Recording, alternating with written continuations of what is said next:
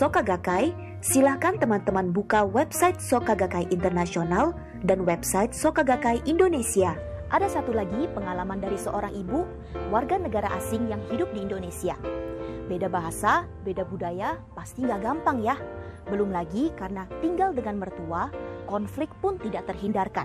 Apakah selamanya dia harus terus menjalani kehidupan yang berat dan seperti apa perjuangannya? Ini dia. Saya pasti akan membangun keluarga bahagia. Inilah tekad saya saat menikah. Saat kecil, saya tinggal bersama nenek saya, sehingga teman main saya adalah kakek-kakek nenek-nenek tetangga. Sejak menikah, saya tinggal bersama ibu mertua yang naik kursi roda. Saya merasakan ini adalah misi saya yang sudah terbiasa hidup bersama orang lansia. Saya berjuang menjaga ibu mertua dan selalu turuti keinginannya, hingga bawa beliau kemana-mana. Saat hamil pun, saya tetap angkat dia dari kursi roda ke mobil dan sebagainya. 11 tahun setelah menikah, suami kerja di luar negeri dan jarang di rumah. Ketika pulang, dia sering tidak puas pada saya yang kurang pandai atur rumah tangga. Rasa sayang kepadanya tercampur rasa takut setiap kali dia balik rumah. Lalu penyakit demensia ibu mertua makin parah. Sifat kerasnya makin terasa. Beberapa kali beliau secara tidak langsung mengusir ayah saya yang datang berkunjung ke rumah. Pernah saat hujan deras, ayah saya harus meninggalkan rumah kami. Saya pikir, kenapa saya harus jaga beliau yang begitu jahat? Rasa benci tumbuh dalam hati saya. Perasaan saya menjadi tidak stabil.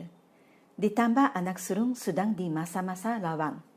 Anak kedua tidak berani sekolah. Ada kalanya saya memukul anak secara emosional, lalu menyesal, dan nangis di tengah malam. Keluarga harmonis sepertinya hanya mimpi belaka. Saya sering pikir sebaiknya cerai saja. Di sisi lain, saya juga masih mau berjuang untuk menciptakan keluarga bahagia. Saya membaca tulisan Nichiren Daishonin, ketika Anda menyalakan lampu untuk orang lain, jalan di depan Anda juga akan terang. Saya mengunjungi teman-teman dan mendorong semangat mereka. Dalam proses itu, semangat saya juga bangkit dan dapat bertahan dalam kesulitan. Saya jatuh dan bangkit ratusan kali. Saat terjadi pandemi, ada sekitar 2 bulan, kami tidak ada suster yang menjaga ibu mertua, sehingga tugas suster jatuh ke tangan saya. Selain itu, ibu saya sendiri juga sering sakit. Hati saya makin galau, dan akhirnya meledak menjadi konflik besar dengan suami. Saya merantungkan Nam-myoho Renge Kyo dengan sepenuh jiwa. Saya teringat kata-kata Presiden Ikeda bahwa rasa benci terhadap orang lain akan menumpuk jadi racun dalam diri kita. Saya seperti kena petir dan menjadi sadar bahwa apapun alasannya, membenci suami dan ibu mertua telah membuat saya menderita. Saya bertekad untuk revolusi kemanusiaan diri sendiri. Lalu, hari yang kelihatannya tidak mungkin, akhirnya terjadi. Suami saya berubah drastis.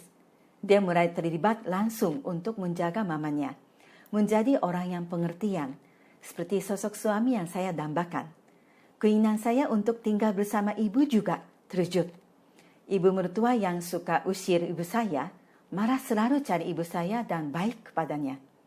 Sekarang, setiap pagi saya merantungkan Nam-myoho Renge Kyo bersama ibu mertua dan ibu saya selama 1/2 jam hingga 1 jam.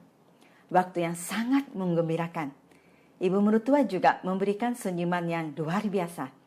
Kami bisa saling berterima kasih dari hati. Sifat kerasnya tidak berubah dan kadang masih masalah, tapi saya tidak lagi membenci dia. Ini membuat saya sangat bahagia. 3 anak saya tumbuh menjadi orang yang memiliki hati yang hangat dan rasa kebenaran yang tajam. Ketika saya curhat tentang ibu mertua, mereka malahan protes. Mama jangan begitu. Saya banyak belajar dari sikap mereka yang belajar filosofi Presiden Ikeda.